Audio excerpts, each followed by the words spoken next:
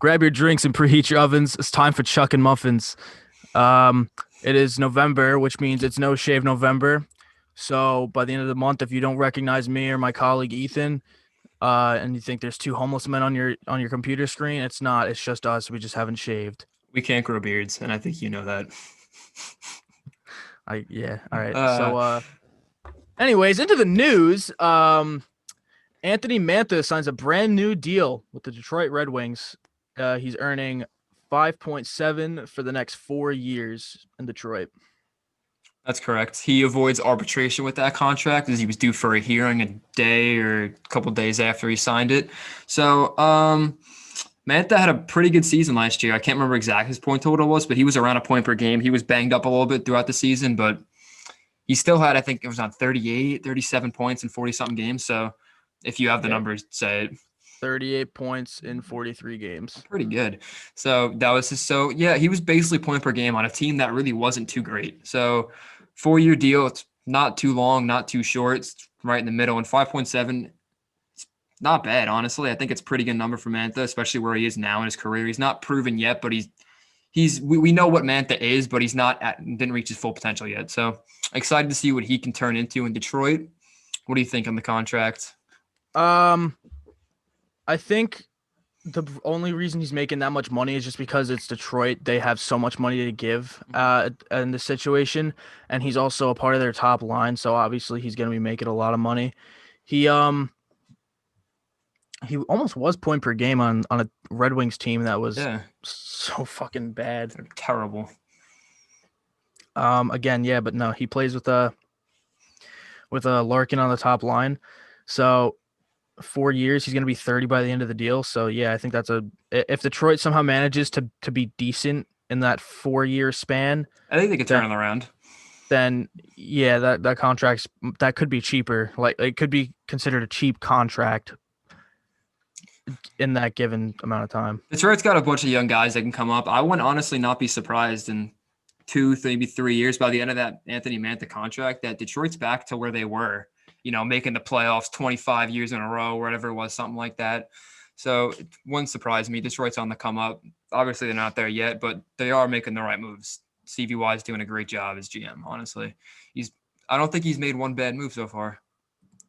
Like, thinking about No, it, he hasn't, and he it's really weird. hasn't. It's so weird. He went from being the GM of the Tampa Bay Lightning, and he made that team what it Yeah. is. He's genuinely one of the better GMs in the league. It's I'd hard for say I'd say people. he's the best. I honestly say he's the Yeah, no, I best. could say that too. It's hard for people to realize that because he jumped ship to the worst team in the Hmm. Atlantic, but people don't realize like he's actually done like a lot of good for the Red Wings already. No, even like you can be like, look at his draft picks, look at like Moritz Sider, maybe be like, what is he doing here? But like, you gotta trust Stevie Y. You gotta trust him. He's got people telling 100%. him what he's not gonna just go off base picking that guy off nothing. So they got scouts. So I'm confident in what he can do. I really am. He's a great GM. He basically built the Stanley Cup winning team from last season. So yeah, Breeze Ball did make a couple changes here and there. I don't want to completely take discredit away from what he did, but Stevie Watt built the core of that team. So 100%, yeah. yeah, And a lot of the prospect pool as well. exactly. So Detroit's great contract for Mantha. They've been doing work, so hopefully they keep it up. Moving on to another signing. Let's go to Olofsson now. So Victor Olofsson gets extended 2 years at 3.05. What are your initial thoughts on that one?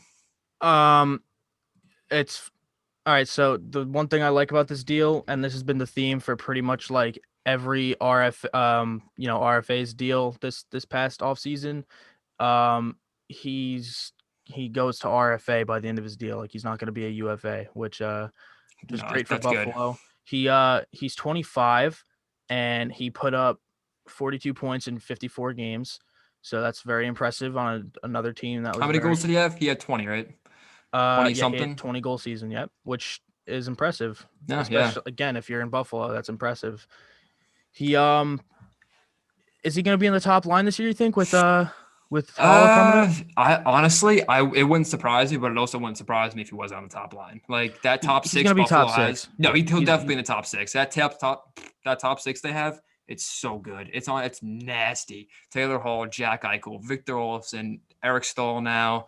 Freaking who else do they have in there? Why am I blanking? Potentially Jeff Skinner if he Jeff comes Skinner will back. be in there, and they got Cousins coming up. I'm pretty sure I'm forgetting someone else, but based off that, that's Reinhardt. Reinhardt. That's who it was. It's a good top six. I'd say playoff caliber. What they got to do now, Olsen's contract is great. I love the Olsen contract. I think he's really good. I think a top six forward making 3 right now that's awesome. Honestly, he can over a full season, he maybe can give you 30 goals. I think he'll push for it if he's on that top line with Eichel and Hall. He could hit 40. Wouldn't even surprise me. So I think bright things are coming for Olofsson, and I even would say bright things are coming for Buffalo. I feel like they've been making decent moves there. I feel No, like again, they're turning around. I that like the top Stahl trade. six. The Stahl trade was a good Mhm. trade. I like that. Olofsson, that's a great contract. They've just made some decent moves off season. And Taylor Hall, you can't say enough about that. To get the Hart Trophy winner from whatever 3-4 years ago, to compliment Jack Eichel, I think it's fantastic. Yeah, no, especially because Hall's an all-star like almost every year. Olofsson, he's making 3.05, and for the next 2 years, he's gonna, this is his show us what you're worth span of time. Like he's gonna have to keep up the production, maybe increase production. Increase He the only production, yeah. he had 54 games. You're right. He probably could have hit 30 at the rate he was going. He missed time with injury too. Like he got hurt, man, like midway through the year. He was also a little cold after that, so maybe injury plays into that. So he's had a lot of time off, a lot of time rested, like 8 months or something like that. So he'll come in ready to play. Wouldn't surprise me if he scored 30. Honestly, 35.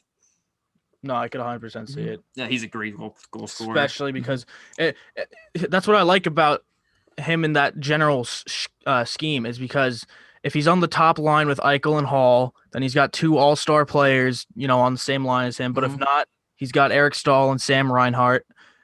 These are all like this isn't the set lines, but these are all most likely That's the like top probable 6 players. Yeah. Yes. So he's either going to be working with all-star Eichel, all-star Hall, or still very skilled center Eric Stahl, or young up and comer who could be looking at a career year coming up, Sam Reinhart.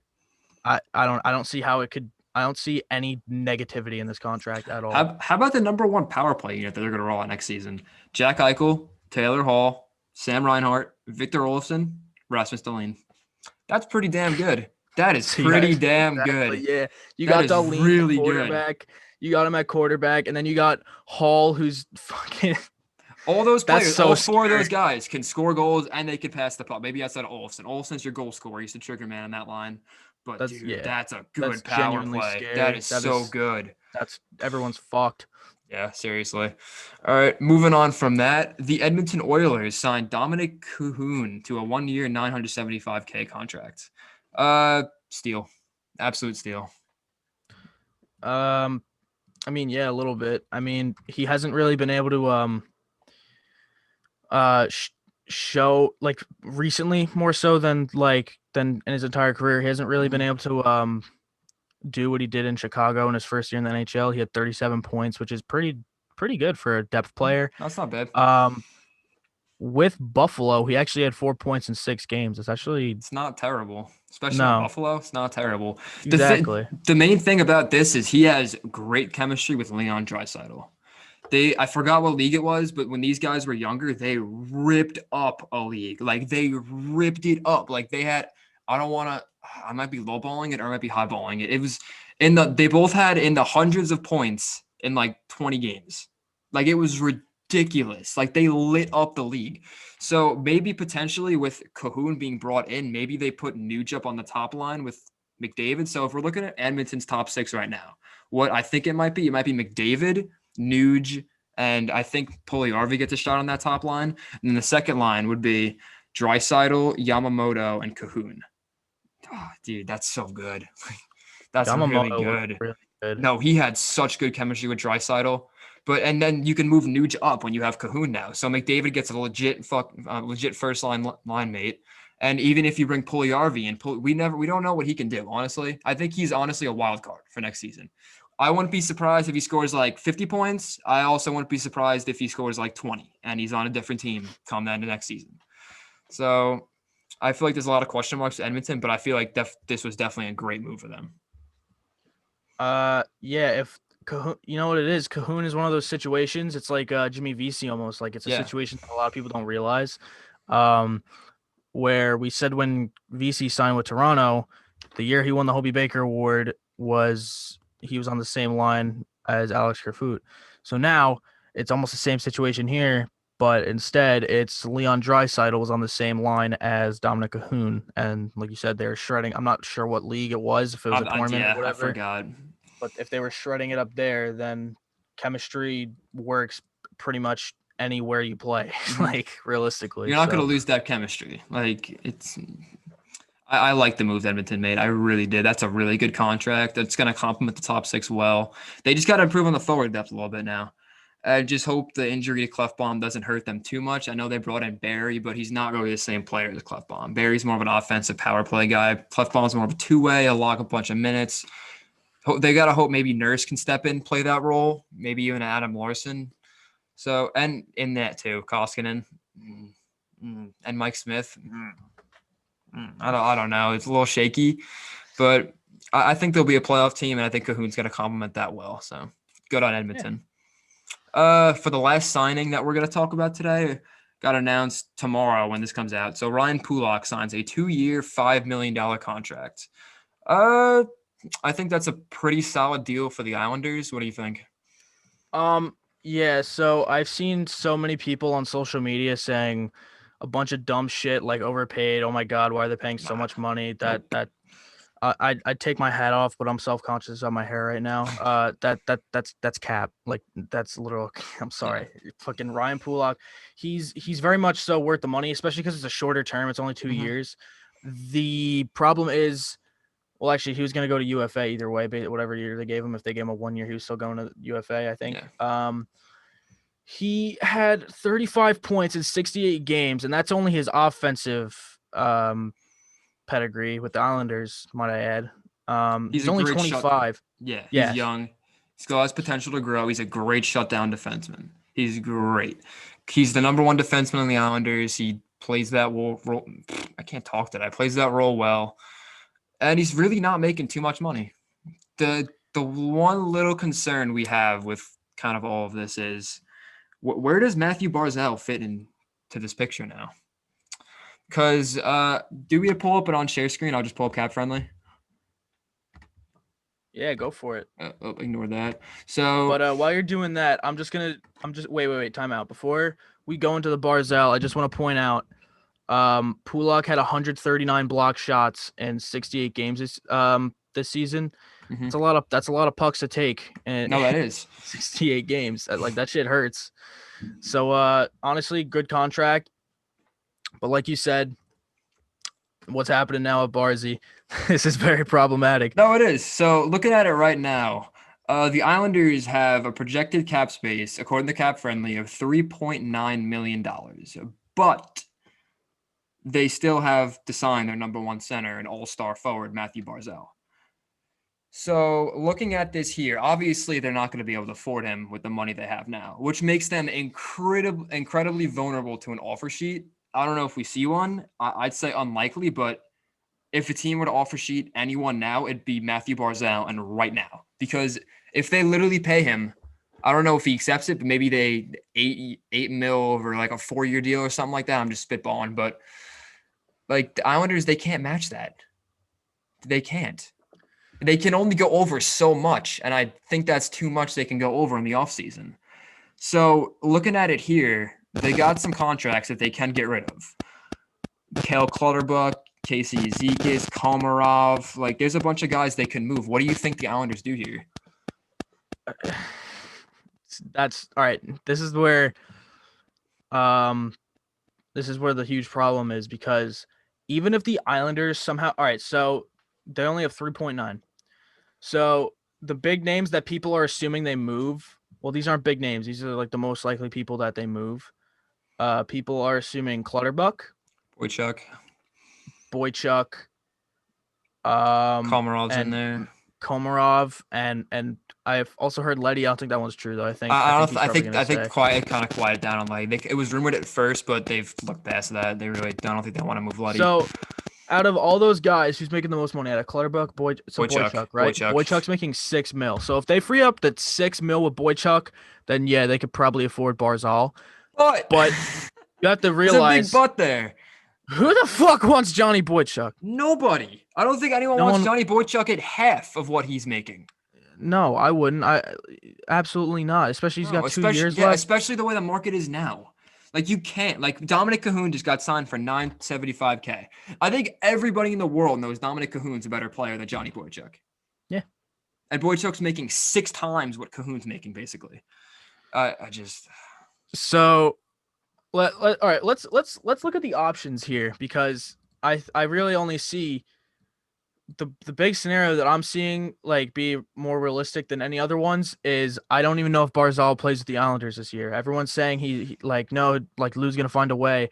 Lou really needs to find a way. He might and have to move soon. someone. He might, you know what? Since no one's gonna want to take that Boychuk contract, I don't know if anyone's gonna want the Clutter. All right, wait. So let's round up 3.9 to 4, and you Okay. get rid of Clutterbuck's 3.5. That's 7.5. That's still That's still not enough. I was gonna say that That's might not not be enough. enough. They've already offered Barzell 7.5, and he said no. There you go. So there's that, and then They're Komarov. screwed. I don't Like think anyone wants that Komarov contract. 2 years for 3 mil at age 33. They might have to move like a bigger piece, like someone that. I'm looking at it now. They might have to trade a Brock Nelson. Like That's what I'm saying. Yeah, maybe the Everlay. Islander, they're not gonna like that. Like Islander fans aren't gonna like that. They're not gonna want to hear that. But looking at it now, what are they gonna move? Like, you know what they should? You know what would have prevented all of this if they wouldn't have gotten Pajot? I know I Islander agree. fans they like Pajot, but he's realistically a third line center Yep. making $5 million. Yep. If you have that cap space available, you have $9 million to sign Barzell, which I think would be enough.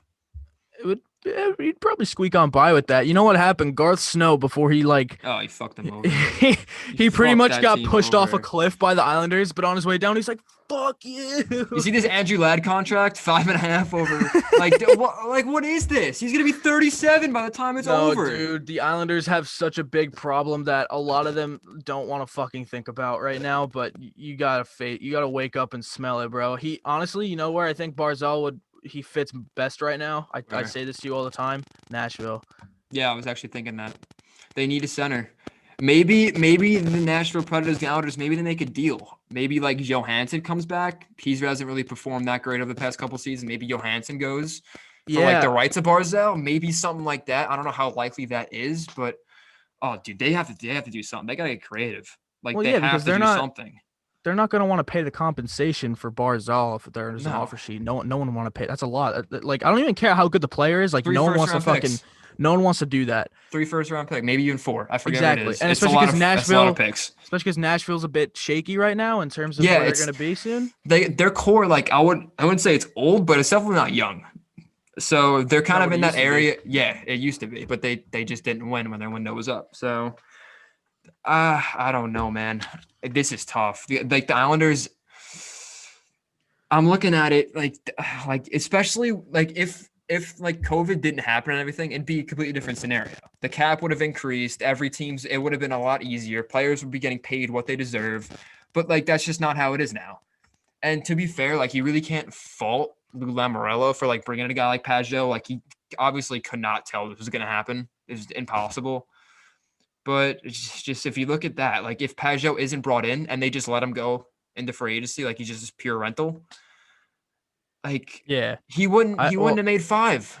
I know you can't yeah, really you I don't like that contract anyways. a lot of these guys are like overpaid in this team. Like Anders Lee, he's not worth $7 million. You kidding me? No, Thomas Hickey, I don't think Thomas Hickey even played in the NHL last year. He's making 2.5. How did he make that? Brock Nelson 6 mil. That's a bit steep. Eberle, I think I wouldn't Eberle say could steep. probably. No, Eberle, the contracts are Probably. fair. I like the Nelson contract. I like the Eberle contract. Brock Nelson making 6 mil, really? No, I don't hate it. I do like Brock Nelson. I think he's a solid second. He could even be a first line center. I like Brock Nelson. That's But still a lot of money. Anders Lee, $7 million. That's a lot too. And especially they're paying a bunch of fourth liners $3 million. Like you got $9 million on your fourth line here. Komarov, Zizekas, Clutterbuck. I know Martin was in there a little bit too, but that's a fourth line. That's over $9 million for your fourth line. Over The only 9 million. the only person on this list that I see that's worth the money they're being paid is Andrew Ladd. Like I don't see anyone else that's Oh yeah, worth Andrew all Ladd's the an money they're all-star. making. Andrew Ladd is a pure all-star. But in all seriousness, anyone that's actually worth the money, like Beauvillier, Yeah, Pulak now, I that's guess. pretty much it. Pulak. And Pulak. That's all I can No, justify. Pellick's on a very good contract. What's Mayfield's Pellick also on? Oh yeah, yeah, 1.6. yeah, No, yeah, Pellick's on a good yeah. contract. So is Mayfield. So not every contract's awful, obviously, but they got some steep ones, man. But like honestly, okay. So scenario. So is it honestly completely unrealistic to see if like you know how William Nylander pulled those kind of shenanigans where he just waited as long as he could? Yep. Would anyone be surprised if something like that maybe happened with Barzal here? Is that an Yeah, option? Like if they can't make a move, like honestly, if say teams in the East they don't want the Islanders to be good, because Islanders I'd say they're a playoff caliber team. If they don't have Barzell, they're not a playoff caliber team. So maybe teams look at this and they're like, we're not going to make a move with you unless you give us like 2 first-round picks. exactly. What Yeah, what what is exactly. what is Lou Lamoriello going to do? You can't give He, up 2 first-round picks, then you hang up the phone, he's and gonna. then you don't have cap space. Like it's you got to look at it like that. That's all. Yeah, it's all about the leverage you have in this situation. Fucking, I do the same shit in fantasy football. It's whoever's got the leverage here is gonna win the trade every Yeah. single time. You fucking they're so fucked. Like no But one hold up. realizes. Like there is barely any situation where they don't completely get fucked. What about moving Varlamov if Sorokin has a hot start? That's How realistic possible. is that? Like his That's contract possible. isn't awful. A team would definitely take Varlamov at 5 if they want a starter. But I don't know if the Islanders want to do that. Like Varley was great last season for them. But if Sorokin comes in and he's great, then maybe Varlamov becomes expendable. Exactly. Yeah, we're taking a huge reach that Sorokin's gonna be good. Like, all right, so he's pretty much in the same situation that Shesterkin was in, except he's not nearly as good as Shesterkin and never will be. But the the hope that all right, so that yeah, you're kind of right. That is a situation that could happen where Sorokin ends up being a capable starting goalie and or maybe a a 1A 1B with someone, Mm-hmm. and then they get rid of Varlamov. Okay, well, they get rid of Varlamov and then use the money to sign Barzal. I don't know. So someone on that team is going to be gone. I'm not sure if it's going to be Barzal or someone else, but Also, if you look at it like this, I know Varlamov played great last season for the Islanders. I understand that. But what if they don't even bring in Varlamov? They knew they had Sorokin coming up, and you have a capable starting goalie in Thomas Greiss. Why not run Greiss? Get another sort of A-B guy for cheap on like a 1-year deal till Sorokin's ready. Then sign Greiss to play with Sorokin. And then when Sorokin's ready, let Sorokin take over. Why bring in a starter at 5 and sign him for like 5 years or whatever, 4 years, whatever they sign him to? Now you're stuck with him. That's just the way I'm looking at it, right? yeah, they they shit the bed on this one. Based on what's most likely for them to do, I'd say moving one of the fourth liners or Boychuk, if I were to guess. If they can't, then they're going to have to get creative. Because if you look at it, who's more valuable to the Islanders? Jordan Eberle or Matt Barzell? Matt Barzell. Yeah, So they'd have to move out a Jordan Eberle, the clear cap for Matt Barzell. If that even comes to it, we could all be spitballing. Like tomorrow could come out, they move Cizikas and Clutterbuck for whatever, and then there it is. There's their problem. But until that happens, we don't know what they're gonna do. And oh my God, Rick DiPietro is still on the books. Jesus Christ. Okay, I'll just look past that. But just they're in a really tough spot. They Islander really fans are. gotta brace for impact on this one. I Like wouldn't say hope for brace the for impact yet. I'd say you still have time. Lou Lamoriello, he did win Best GM of the year.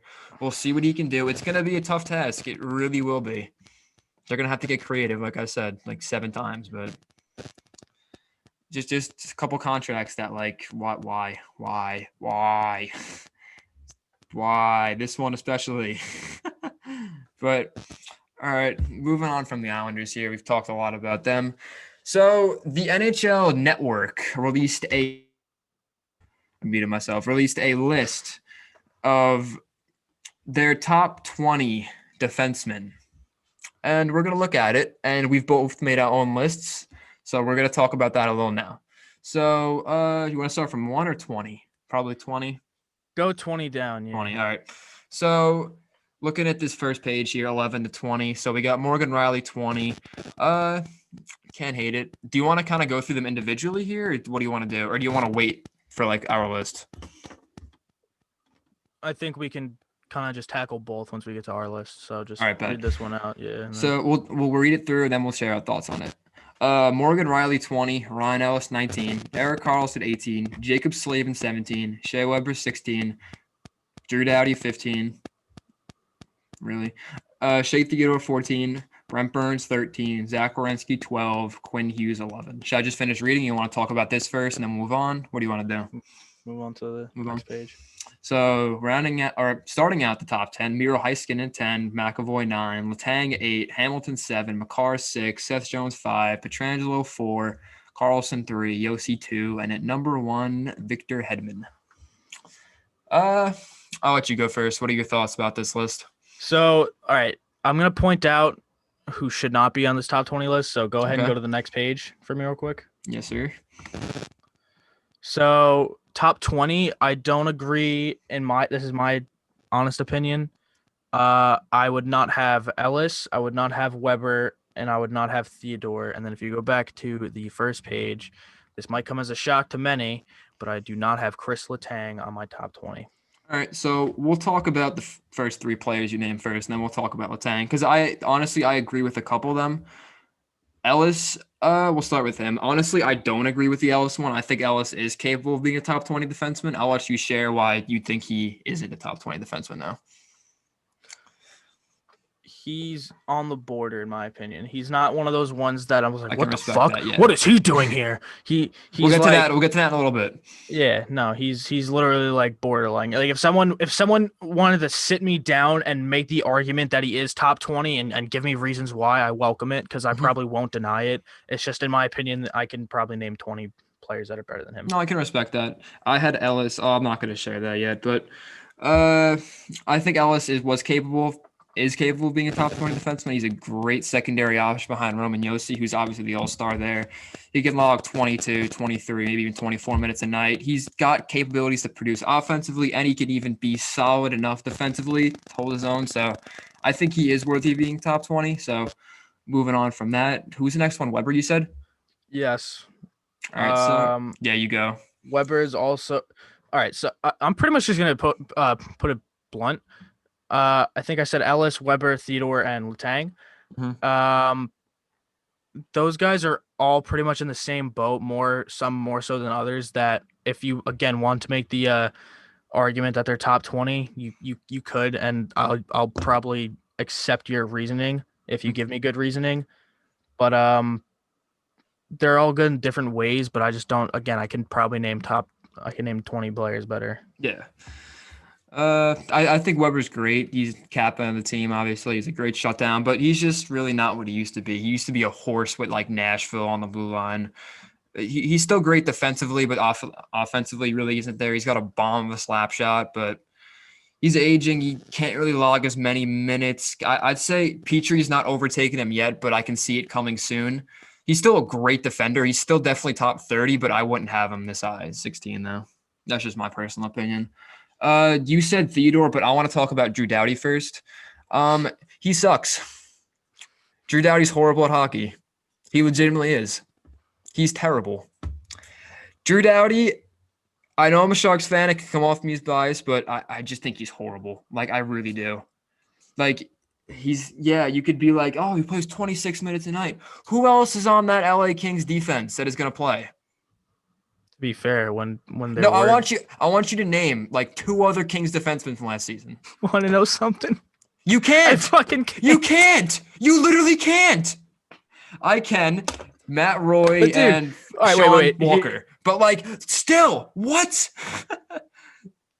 I know Walker and Roy because what I said was a joke, but still, when the Kings were at their peak and Doughty was on the team, Martinez, he was still the best defenseman on the team. Braden McNabb. Like, there's guys, you could even throw Slava Voinov in there for a little bit. He was okay there for a little bit. Yeah, no, Doughty was still the best one there. Doughty was still the best out of all of them, but that was 5-6 years ago. He's not that anymore. He's not great offensively. He's mediocre at best defensively on a team that's really not great defensively. So that just kind of sticks out. I wouldn't say he's a liability yet, but like, his contract is awful. It's like I know the Eric Carlson one isn't any better, but like at least Carlson still contribute to the power play. He can still put up points. Doughty can't do either. In my opinion, Doughty, I would still put him top 45. Wow, you really have him. Wow, Jesus. Okay. I don't think he's good, man. I really don't. I'm not high on Doughty, and I get I'm a Sharks fan, but like I don't even hate the Kings. Like I just don't like Drew Doughty. Like I can respect Kopitar, I respect Brown, I respect what they've all done, but fuck Drew Doughty. He sucks. Like he's legitimately horrible. All right, we'll get off my little Doughty fucking tyrant here. Who did you say? Shea Theodore, you said? Shea Theodore. So a lot of people are very, very high on Shea Theodore. They like these advanced analytics people, they're like, oh, he's top 5 defenseman, top 3 defenseman. He's awesome. But I'd say he's top 2. I'd say he's top 20, but top, I wouldn't say 14 though. Like I'm looking at like Eric Carlson, Slavin, especially. Slavin's definitely better than Shea Theodore right now in his career. Shea Theodore, he's great offensively, defensively, it's decent. I wouldn't say decent enough, but everyone overrates him. I feel like he's gonna be one of those guys that just gets overrated the shit out of, and I don't agree with it. I'm not with the hype, honestly. What do you think? I was with the hype in the playoffs. He looked really good in the playoffs. No, he's phenomenal. Like I'm not gonna take anything away from him. He's great, but like he shouldn't be this high. And I have him top 25. Like again, he's honorable mention in my opinion. Mm-hmm. To be honest, he actually was top 20 until I remembered a few names that I somehow fucking forgot about for a few seconds. Mm-hmm. He's still a great defenseman. Don't get me wrong. It's just I don't think top 20. I agree. All right. So, is there anything else you want to touch on for this page, or we're good to move on? No. All right. So here be the top 10. Let's talk about Letang first. Letang being a top 10 defenseman in the NHL in today's date. Not 5 years ago, today. I don't see it. No, I don't see it. Pittsburgh was a powerhouse. Like when they won back-to-back cups, Letang was back and then playing 25, 26 minutes a night. He's still a great top 2 defenseman, but not at number 8. Like above like Heiskanen, like look at other names here. Hughes, Werenski. I'd even throw Burns in that category. I would put Burns over Letang. Jacob Slavin. Like he wasn't even an honorable mention on my list. He was an honorable mention on mine. It's just, again, you can't put him at number 8 if he's not even top 20. Like, I'd even say McAvoy and Heiskanen are better. Everyone on this list, I think, is better than Letang. No disrespect to Letang. He's like, these are great defensemen. Just, I don't think he's there right now. I just don't see it. Like, he's just, I feel like he's just mediocre. I feel like he's decent offensively. He's decent defensively. He's just decent. I feel like he's really not superstar. He's not going to get Norris votes. He's not an 8. I don't like it. I don't. They're definitely taking every player in their prime on this list. Like they're like, honestly. Okay, Letang in his prime. Well, to be fair, if Eric Carlson and Brent Burns in their prime, they should be on this. They should be over here. But based off right now, yes, they are over here. But I can't see Letang being this high. I can't justify it. Also, Charlie McAvoy. I think he's also a little too high. Yeah, I was going to say that too. I think McAvoy's great. I really think he's great. I have him in my top 20, but top 10, I can't see that one. That's a bit of a reach. We'll see what he can do this year in Boston. He's going to be the number 1 guy now. Let's see what he can do. He's going to have an extended role in the power play, probably.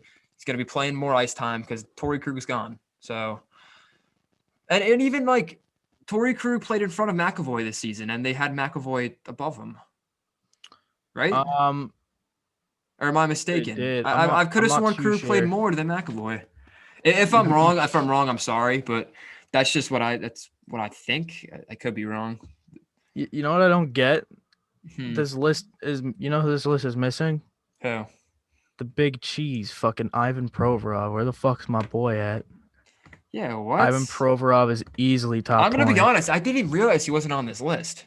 Yeah, neither did I until I was looking at mine and I was like, wait a minute, I have Provorov here. Where is he on this list? And then they just said, Jeez. fuck that. I wonder if he's this one. This Oh, has yeah, another name. Rasmus Dahlin is not on this list. yeah. What the fuck? Jesus, NHL. Come Yeah, on, you know NHL, what? Do me a priority. favor, hit the arrow twice because there's also a fan list. I want to see.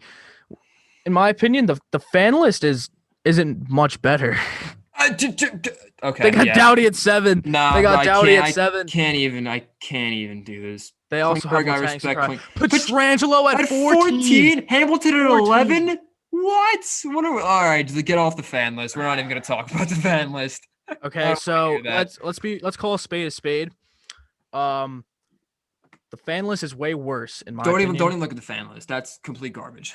A lot of people give these professionals or whatever the fuck criticism for this, but then they throw shit like that in there. Then the fans go out and they're like, "Drew Doughty's number 7." You're not At gonna. least the top 5's respectable.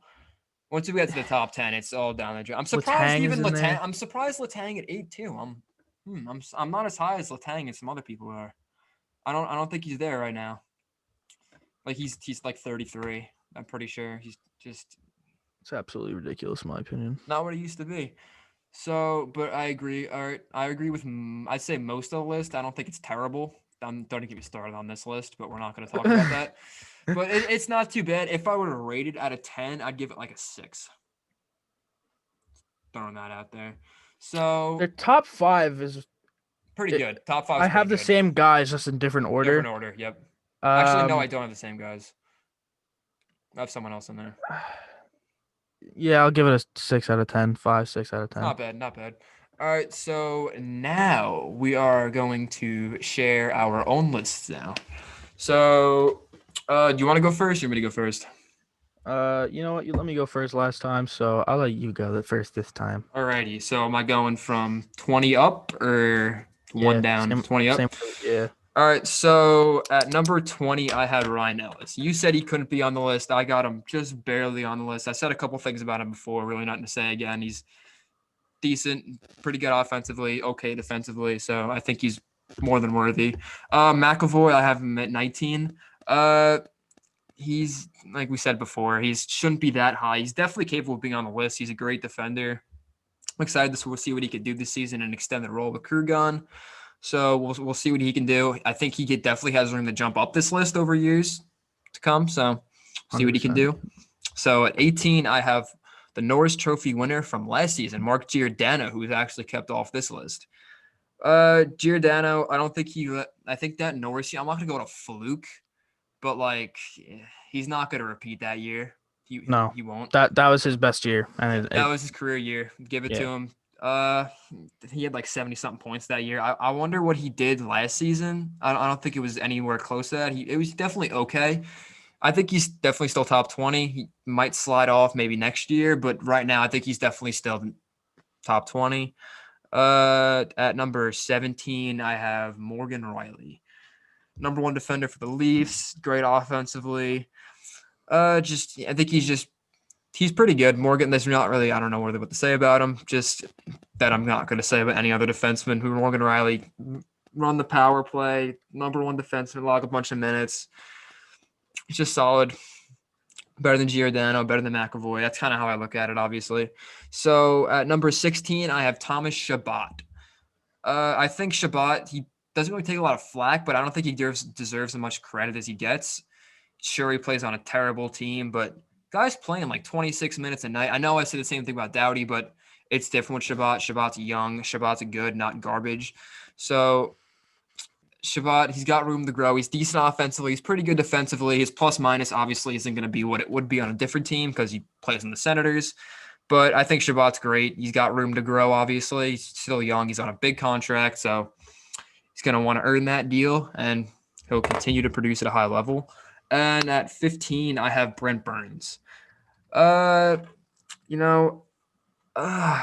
hard to tell with him and Carlson, man.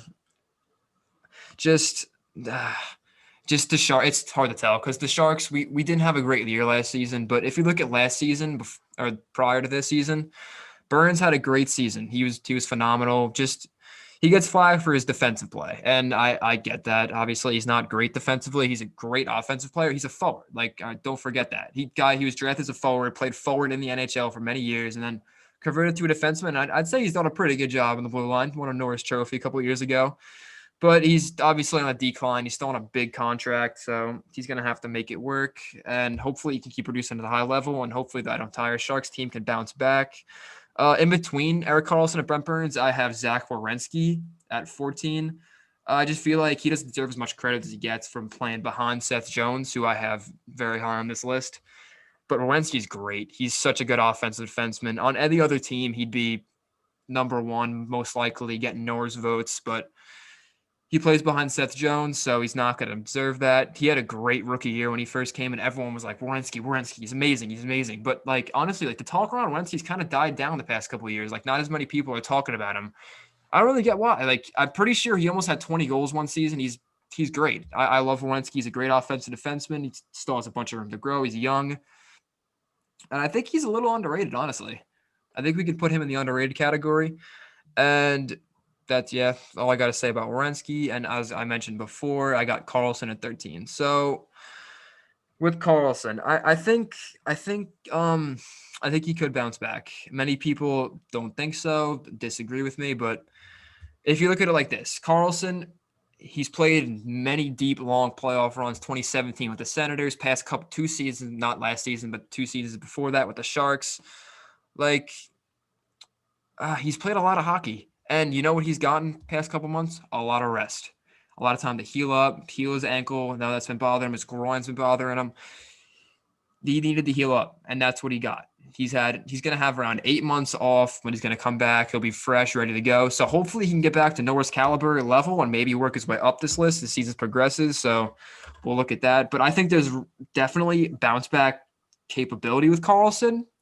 But I feel like there's also a possibility he just completely falls off, which I would hate to see. Yeah. So, yep, that's what I got to say about him. Number 12, Rasmus Dahlin. He's fantastic. He's going to be Norris Trophy winner multiple times. He's a stud. Kid's amazing. I would be shocked if he's not even in the top 3 like once in his career. He's going to win. I think he's going to win around 3 Norris's. He's phenomenal. This kid, 20 years old. He was like 10 points off being point per game last season. He's phenomenal. I think he just turned 20, something like that. But he'll definitely be number 1 on this list in 4 years to come. He's phenomenal. He's such a good defender. Drafted number 1 overall. What are you saying? What you gotta say? Before we move on, fucking the stigma that Aaron Ekblad left going first overall as a defenseman. Like when Dahlin was picked, I was like, okay, I know he's going first overall, but he's probably not going to last. He's probably not going to be that good in the NHL. But he made me eat my words. Like he's so good. He's very impressive. Not only great defensively, but offensively. As I said before, 40 points, and he's once in a while. He's like McDavid on the blue line, basically. That's what we compare it to. He's fantastic. He really is. So I cannot talk today. Big things to come for Dahlin. And right outside the top 10, who NHL Network did not have on their list, Ivan Provorov at 11. I just don't understand how they can snub him off this list. He's unreal. I love Provorov. I'm so high on him. Great offensively, great defensively. He's number 1 D-man for the Flyers, who played amazing. It was kind of his coming out party during the regular season. He's fantastic. I can see him winning a Norris in a couple of years also. He's got that potential. He's really good. And he's number 1 for the Flyers, took them all the way to the second round. He actually scored the goal in Game 6 to force Game 7. So it's a clutch player. He performs in the playoffs. So, yeah. And first person on my top 10, I have Jacob Slavin. Thought he was a little low on NHL Network's list. I think Slavin's incredibly underrated. He's a great defensive defenseman. Plays his role well. And not a lot of people talk about him in Carolina. Obviously, they have so many great defenders in Carolina who we haven't actually gotten to on this list yet. But I think Slavin's two-way defensive style play is just fantastic, and any team would want a player like Slavin on their team. So at number 9, I have Quinn Hughes. Runner up for the Calder. I think he He had a great season. He's obviously has room to grow. Great offensively. Defensively, he might not be there yet, but he's still so young. He can quarterback a power play, put up 60 plus points in a full season. He's just fantastic. And basically everything I just said about Hughes, I can repeat for my number 8 when I have Kale McCarr. I couldn't really decipher where, to put these two because they're just so even. I think you got to give the edge to McCarr, just a little edge, give him the little edge for that Calder. He had a little bit of a better season, so we'll give him that. But same thing for basically McCarr. He's fantastic. He's young. He's got so much room to grow. Number one defender, quarterback, a power play, playing all situations. He's fantastic. And basically another person I'm going to repeat the same words for, number 7, Miro Heiskanen. Once again, in Dallas, I'd say he's better than Klingberg, obviously, because I have him at 7. I don't have a Klingberg on the list. I just think he's fantastic, playing every situation. I don't think he's the number 1 on that power play, but he plays the penalty kill, playing all situations. He's decent enough offensively, fantastic defensively. He's a great skater. Honestly, I'd say a top 3 skater in the league. He's unreal. He's got so much room to grow too. So excited to see what he can do in the coming years. Number 6, I have Vegas's recently acquired defender, Alex Pietrangelo. Pietrangelo is great two-way. He's just solid. And he's very solid in every aspect of his game. Very solid offensively, very solid defensively, very solid on the penalty kill, very solid on the power play. He's honestly I won't say the perfect all-around defenseman because there is a perfect all-around defenseman, but he's basically as close as pretty close as you can get to the all-around perfect defenseman. He's just fantastic. First person in the top 5, I have Dougie Hamilton. I'm really high on Dougie Hamilton. He was really, really good before he broke his leg last season. He was, I'd say, maybe the front runner for the Norris with Carlson. Those two were neck and neck, and then Hamilton broke his leg. So He was up there. No, I Yeah, no, remember he he was. was Yep. he was actually he was running with him. Yeah, 100%. Just shows, and playing with that, he can I cannot talk. Jesus Christ. He can man the number 1 power play, and that's a really good number 1 power play too. Also, you got Aho, Teravainen, Svechnikov, a bunch of really good players that Hamilton could feed to or even snipe from. So he's not there defensively as some other guys, but great offensively, quarterback, power play, obviously, and I think he's got room to grow. I don't think we've seen all Dougie Hamilton, what he can do yet. So excited to see what he can bring. Number 4, I have John Carlson. Some other people would put Carlson in the top 3, maybe even second, but I just don't think his defensive game is really on par with players above him on this list. He's great offensively. He's fantastic. He had the most points as a defenseman in the NHL last season. But maybe you factor that into maybe Backstrom, Ovi, Oshie, that effect. But I wouldn't say that. I think Carlson's great. I think he's definitely a top 2 defender, quarterback, a power play. Just I wouldn't say play in all situations, but he can be serviceable and defensively and serviceable on the penalty kill. But there's better options defensively than him, and I'm going to get into one now. Number 3, I have Seth Jones. I think he's phenomenal. Just you saw what happened with the Blue Jackets when he went down and when they had him. It was just they had so many injuries, but they still had Seth Jones. They were still cooking along, and when they finally lost Seth Jones, that was the piece that just killed them. He's just phenomenal. He's so good defensively. His stick is phenomenal. He's such a good poke check, block shots. I'm pretty sure he eats pucks. He's phenomenal. He has so much room to grow. I can see him winning 2 to 3 Norrises in the coming future, honestly. He's so good. He's Columbus's backbone of that team, and he's honestly, I think, would be the captain of that team when Foligno gets up there and retires. So, Yeah. Oh, yeah. No, I'd be shocked if not. Right. So that's on Seth Jones. And at number 2, I have Roman Josi, Norris Trophy winner.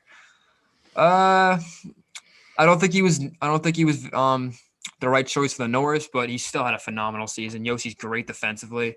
It's his most best asset, I'd say. He's phenomenal. Penalty kill, he's phenomenal. He can quarterback a power play. Basically just repeating the same words for every player at this point, but Yossi's great. There's really not much else to say. And at number 1, Victor Hedman. When I mentioned before, perfect all-around 2-way defenseman, Victor Hedman is that. He's big, kill penalties, play on the power play, play in all situations. He's fantastic. Throw the body around, block shots. He can just do it all. Seriously, just Hedman. I don't think anyone else would disagree with me. I think Hedman is the obvious choice for number one defenseman in the NHL. So that caps off my list. And actually, let me name some honorable mentions too. So players I just had missing this list: Ryan Suter, Oliver Ekman-Larsson, Oscar Clefbaum, Shea Theodore, Shea Weber, and Torrey Krug. So whenever you're ready, you can roll into your list. I actually just changed my number 20 now. Okay. I was looking up his stats before. I had Marcus Giordano at number 20, but I actually moved him and I replaced him with someone who might come as a shock. But I genuinely think this guy, if he was on a different team, he would be fucking unreal. Oliver Ekman-Larsson. Okay. Uh, I was have an honorable mention. At number 20 because I sincerely think if he wasn't in Arizona, he would probably be like a Norris caliber defenseman. In some places, depending where, He's his problem is he's an offensive defenseman on a team that does not score goals. That's his problem. Exactly, yeah, and he just missed his chance to leave. Yeah. So that's not going to change, which sucks. I'm still so sorry to hear that. Imagine OEL in Boston. Yeah, no, that'd be fantastic. Number 19, I have someone who I don't think was on the original list either, Torrey Krug. Mm-hmm. Krug was Boston's number one guy. I really think McAvoy was behind him for a reason because, and let's face it, McAvoy being behind him shows just how good Krug is. Krug's fantastic. He was a good power play quarterback. Defensively, not as strong in my opinion, but he still gets the job done. To not put him in top 20, I felt like someone wanted to make the argument, that's fine, but I personally have him there. Number 18, I have Morgan Riley. Thing with Riley is I think he's reliable, but I don't think all right, so he had 72 points in 82 games the season before this one. This one he had 27 points in 47 games, so the production fell off a bit. Mm-hmm.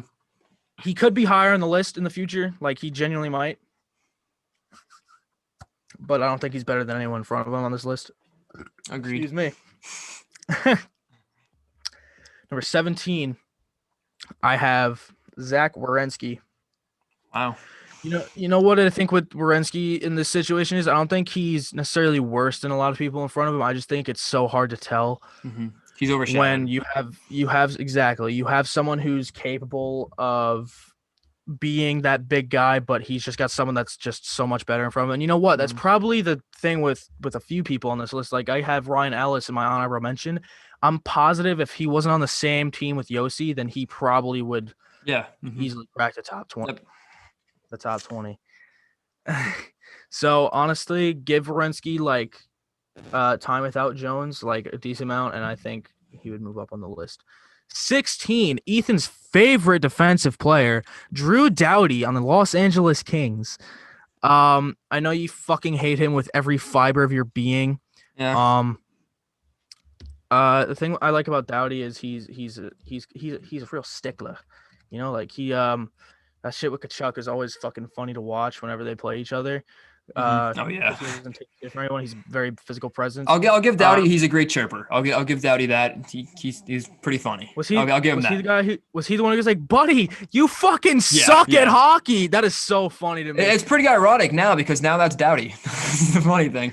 But anyways, Doughty's production has fallen a bit, but his production is also falling with the team itself. And to be honest, this is kind of hard for people to realize just because they're not at the bottom of the standings.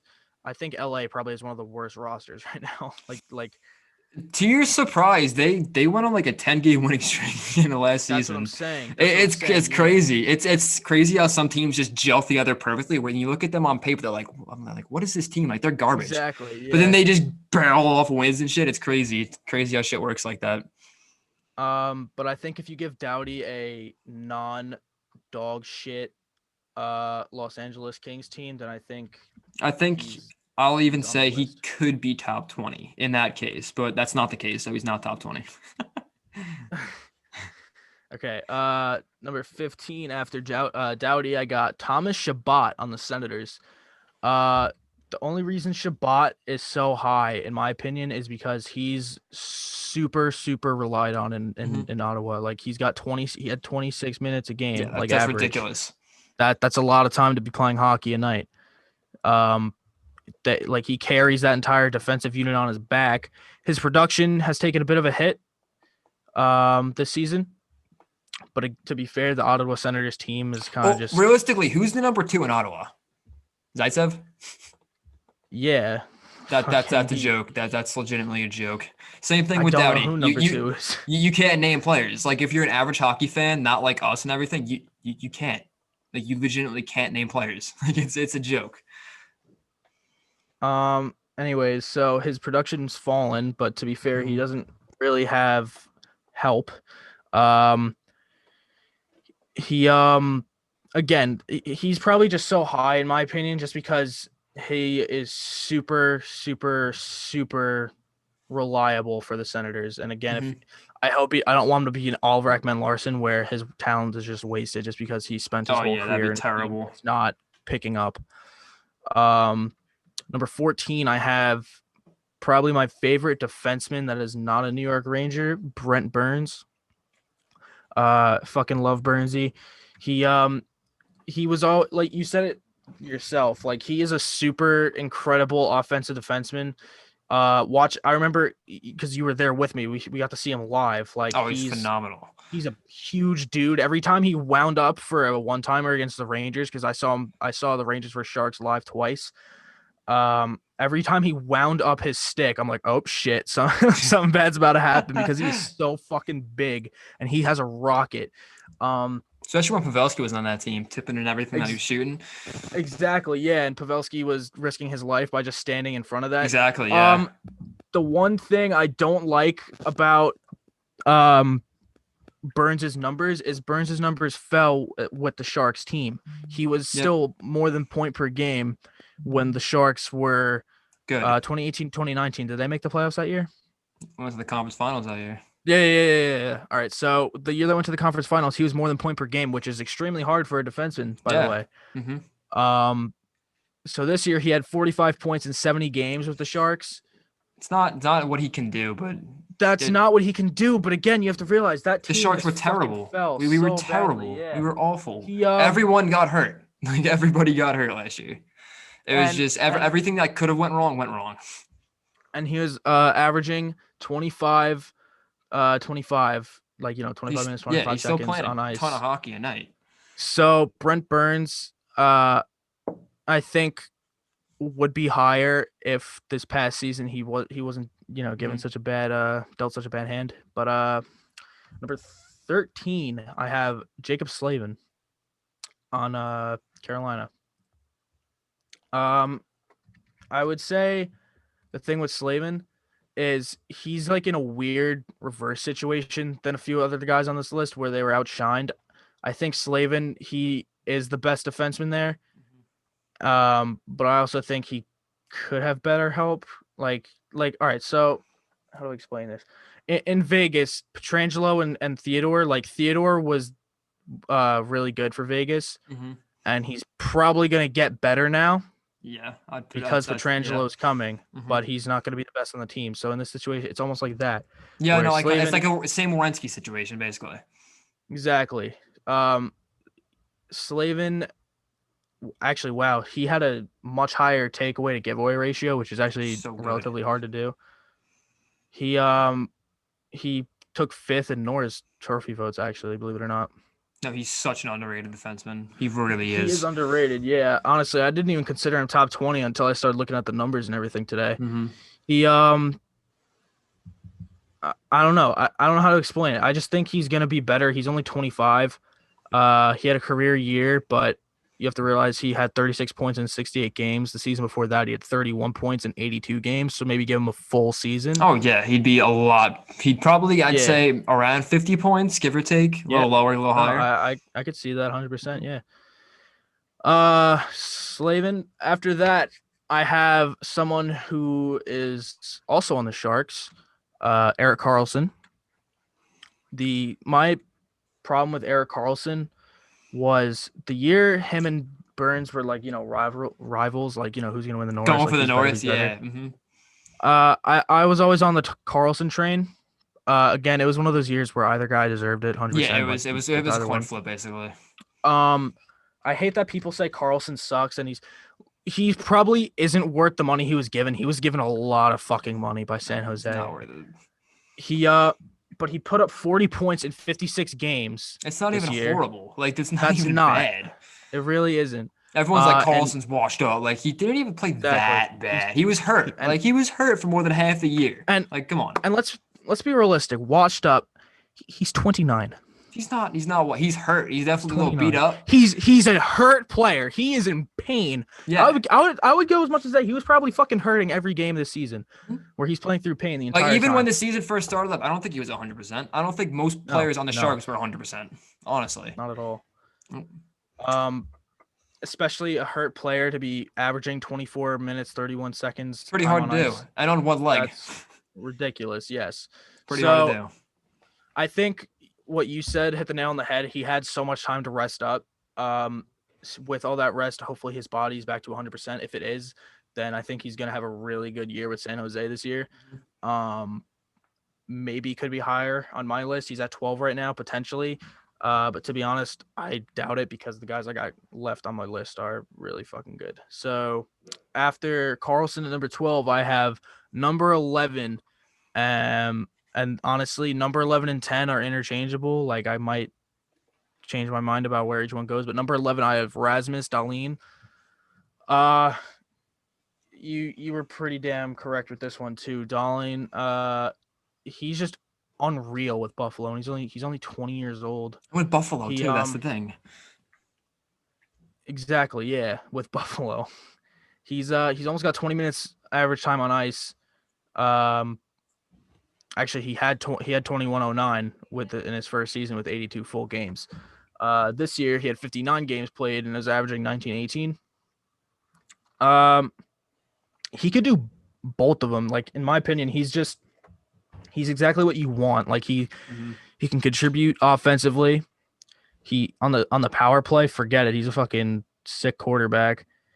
And defensively, he's pretty shut down. Overall, I think in terms of he's probably the best two-way you can get. That's not top five. Yeah. Top five, you could probably. Yeah. He's the best up and coming two-way defender, I'd say. Yeah, and you're right. He probably will win at least one Norris. At least one. I'd say 2 to 3. Number 10, like I said, these two are interchangeable. I have Ivan Provorov. Another thing with Provorov here is he's more so just because he is so relied on in Philly. He averaged 24 minutes, 51 seconds with the Flyers this year. That's, again, a lot of hockey to play. He's only 23, so let's face it, he's going to get a lot better. He had 69 games played with 36 points.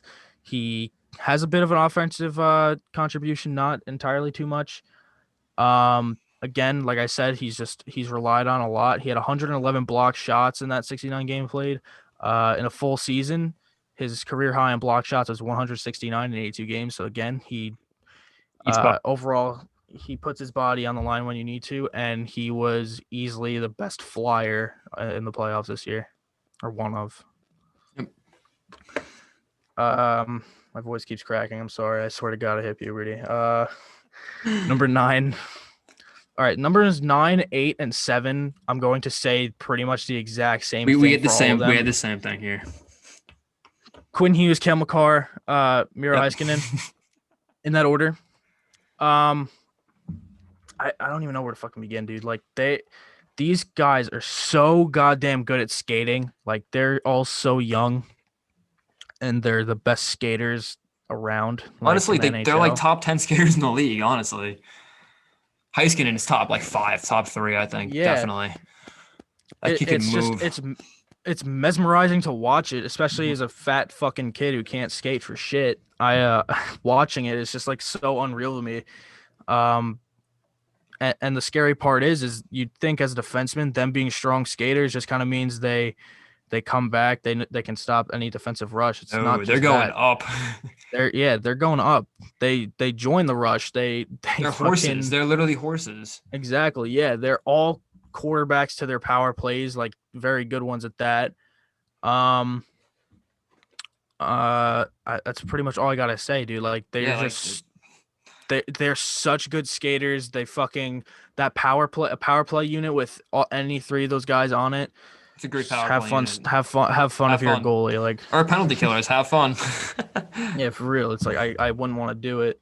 Nope. Um, number 6, I had Dougie Hamilton, and the only reason he's not higher is because he was sidelined early this year.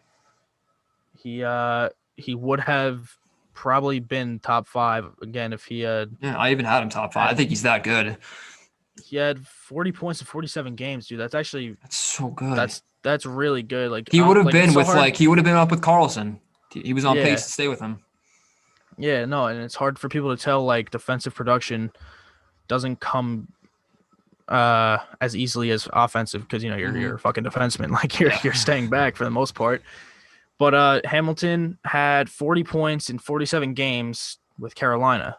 His point total the season before that was 39 points in 82 games. So the fact that he fucking took him nearly half the amount of games to put up the same amount of points. He was averaging 23 minutes, 17 seconds time on ice. I don't see how he wasn't going to be a Norris caliber player if he didn't get hurt. I think he would have been a nominee. I feel like I don't know if he would have won it, but he would have been number 2 or number 3. He would have been up He there. was Yeah. having an unreal season, phenomenal. I'm so high on Hamilton. I love him. All right, top 5. Number 5, I got Alex Pietrangelo. Pietrangelo was actually on pace to have a career year, believe it or not, at age 30, which It's a little surprising. some people would. His takeaway to giveaway ratio is 43 to 45. That might seem bad, but for the most part, most players, especially because Pietrangelo, he's For defensemen more to have offensive, but he's both, if that For- makes sense. If a defenseman has more takeaways than giveaways, that's good. That's an automatic good factor. Because defensemen, they're always breaking the puck out. Like you got to look at that. They're doing stretch passes, short passes, passes that can easily get Exactly, intercepted. yeah. So that's easily to give away the puck. So you continue, my bad. His takeaway giveaway ratio, it's pretty much the same. It's almost 1-to-1. He had 52 points in 70 games. His career high was 54 points in 78 games. So, realistically, at the pace he was going, yeah, he was probably going to have a career year. He was averaging 24 minutes, 11 seconds of time on ice. And he's I know we're not taking this into account for most players, but he's a very, very good leader. I think with Vegas, he honestly might be that breakthrough that team needs. Like realistically, like I could see that. Mm-hmm. Or I think it might hurt him. Honestly, we'll get to that different video, but yeah, that's kind of a toss up in my opinion. Number 4, we got Seth Jones with the Blue Jackets. Seth Jones, he had 30 points, 56 games. His takeaway to giver ratio, 29-37. Again, it's hard to judge that because, like you said, they do a lot of stretch passes from their own zone or whatever the fuck. They're always, they're making the first pass out of the zone. So right. He was averaging over 25 minutes a game. ridiculous. He's a horse. Unreal. And you know what? 123 shots blocked in 56 games. That's a lot of shots to block. That's a lot of shots. Yeah.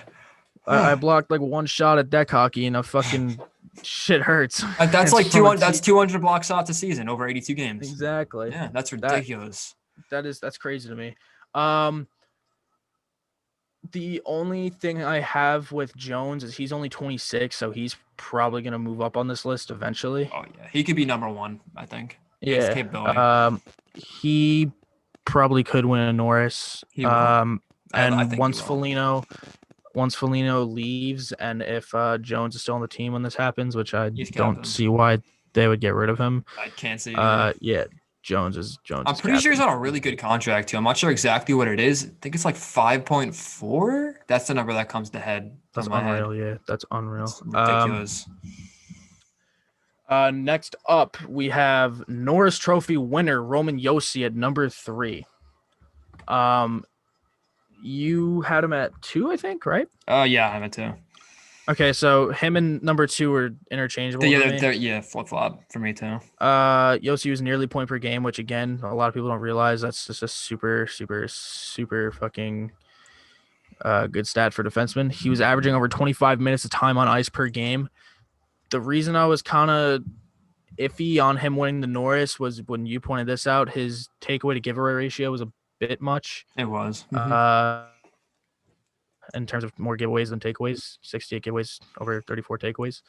Not I a big think deal. they were kind of just looking at his offensive production at this point, and the fact that he's super reliant with over 25 minutes, almost 26 minutes average time on ice per game. That's crazy to me. Again, him and number 2, interchangeable. Number 2 being John Carlson on the Capitals. Carlson, he was the most offensive defenseman this year. He had the most points, 75 points in 69 games. He had a plus 12. He was averaging nearly 25 minutes of time on ice, but the reason that, in my opinion, the Hedman should have won the Norris, but Josi was probably taking over Carlson just because he was more reliant in terms of time on ice, and his takeaway giveaway ratio wasn't as bad. Carlson is pretty much just the best thing you can have in terms of offensive defenseman, I think. Yeah, at this point. So I have him at number 2, but number 1, which we both agree on, and I'm sure everyone else does. I'd hope they would. Yep. Victor Hedman.